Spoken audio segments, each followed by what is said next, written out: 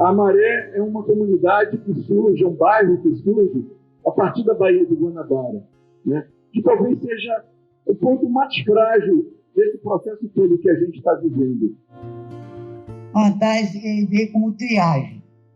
Botaram um povo aqui, que meu pai falava que era casinha de pombo. Tinha uma cerca, você não podia fazer nada, você podia puxar o chazinho. Tinha CSU, a SEAB que tinha aqui, a casinha, onde o pessoal pagava o carnezinho, que era meu pai que pagava, né, que eu estava aqui, mas já vim sabendo das histórias. O Vidigal era todo mato, pertencia à família Vidigal, a família do Vidigal do antigo, né? Ele foi vendendo todos os terrenos. Só que não demarcaram nada, foi de qualquer maneira, mas eles fizeram o seguinte, os portugueses, eles fizeram o seguinte, a compra do terreno era por conta da mulher. Muita gente que veio de Minas de outro lugar, quando era no Cantagalo, e trouxe muito galo. Trouxe muito galo. E o galo concordava as pessoas para trabalhar. O Pavão, ele começou com muito mais gente na parte do baixo, porque ele é muito mais íngreme do que o Cantagalo. E a ocupação inicial se deu também com pessoas negras, vindas principalmente da Bahia e de Minas. As pessoas subiam a Rocinha, obviamente, a gente fala de uma população que naquela época, 1920, 1930, era sobretudo uma classe operária, né, que queria estar mais próxima ao seu lugar de trabalho, queria, né, ter essa possibilidade de morar mais perto do seu local de trabalho.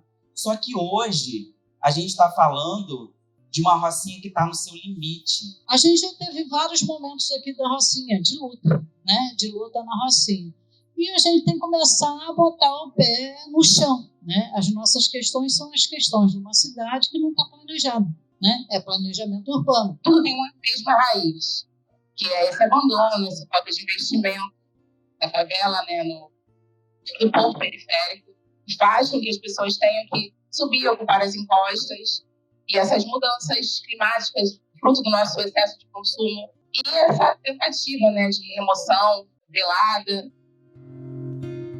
Existe um discurso muito perverso, que é o discurso de que a destruição veio com os favelados, né? A cidade universitária que fica na Ilha do Fundão, na verdade, a Ilha do Fundão era uma ilha menor, várias ilhas, e aí havia um projeto de ligar essas ilhas por pontes. Mas o Getúlio Vargas mandou aterrar tudo e fazer uma ilha só. Santa Cruz era uma área agrícola e ela foi se urbanizando. As pessoas mais idosas foram vendendo os seus terrenos e foram construindo casas, né? Quando eu vim para cá, aqui só tinha as casinhas. Mato. À beira do valão, a gente pegava água na bica, né? As pessoas pegavam água no baldinho, minha mãe, meu pai. As pessoas mais velhas carregavam água na balança, né? As mulheres na bacia na cabeça, e as crianças vinham com jatinhos menores. Só que assim, era tudo barro. Então a gente subia e caía, metade da água ficava, a gente subia, era diferente que a gente brincava, tobogã, digamos assim. Meu pai, juntamente com essas instituições, né?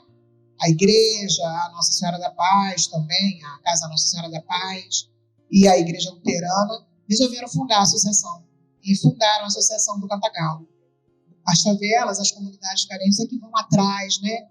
Dos seus direitos, é que vão bater lá na porta lá, da LERJ e tudo mais, para poder conseguir alguma coisa, né? Conseguir fazer com que a gente tenha visibilidade. Desde sempre foi assim. Eu fico pensando no Brasil, fico pensando na cidade do Rio de Janeiro, para aí chegar na Rocinha.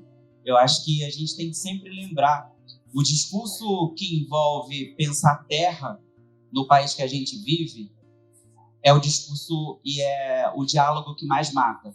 A história do povo preto, do povo indígena, tudo isso faz parte de um processo de colonização onde a gente teve que subir o morro com ousadia, com rebeldia, Hoje a gente vive numa cidade onde o concreto ele tomou o lugar da floresta.